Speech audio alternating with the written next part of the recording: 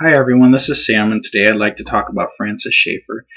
Before I do, I'd like to present my worldview statement, which is because God is true and in him is no lie, the Christian historian is obligated to seek the truth and to be honest about what he finds.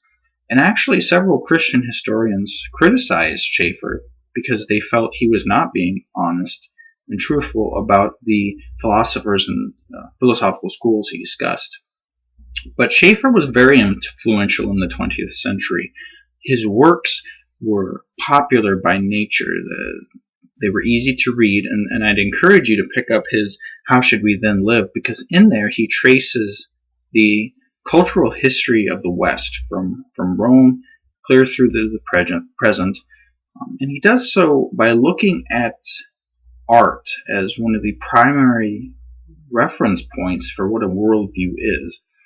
And he describes the worldview of the 70s and 80s as secular humanism.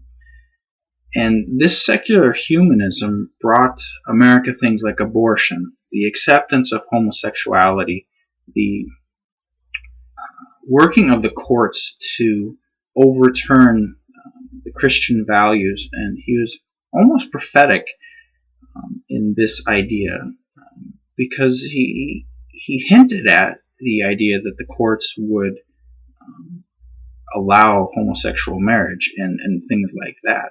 And Schaeffer was very concerned about the culture, and his works were influential in getting Christians to engage in philosophy, to engage in the arts, and to think deeply about things, and to recognize their worldview as being the only option to insanity.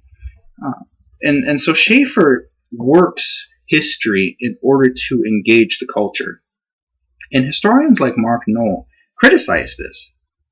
They felt that in misportraying aspects of history, he was betraying a fundamental principle that the Christian is supposed to seek the whole truth.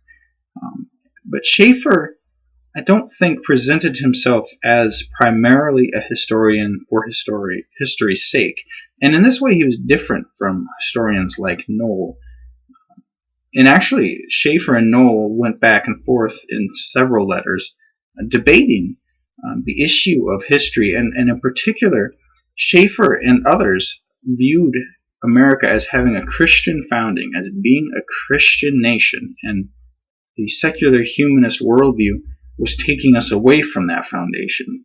And historians like Noll argued that while Christianity did influence the founding, we were not founded as a especially Christian nation.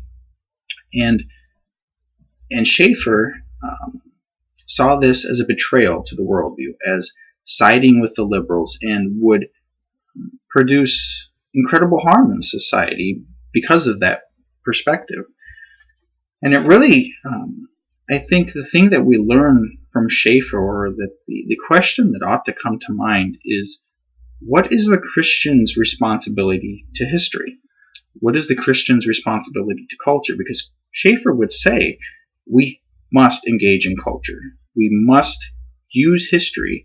We must use the arts to engage the culture and bring it back to God. Whereas Noll, I think, would argue that while it's okay to engage in culture, we cannot compromise history for what it really presents. And that's the question I'd like to leave you with and get feedback on is, what do you view the Christian's responsibility is to history and to presenting history? And what is the Christian's responsibility to culture? And how do the two of them interact? And does one trump the other? So I look forward to reading your comments about it. Thank you for listening, and have a good day.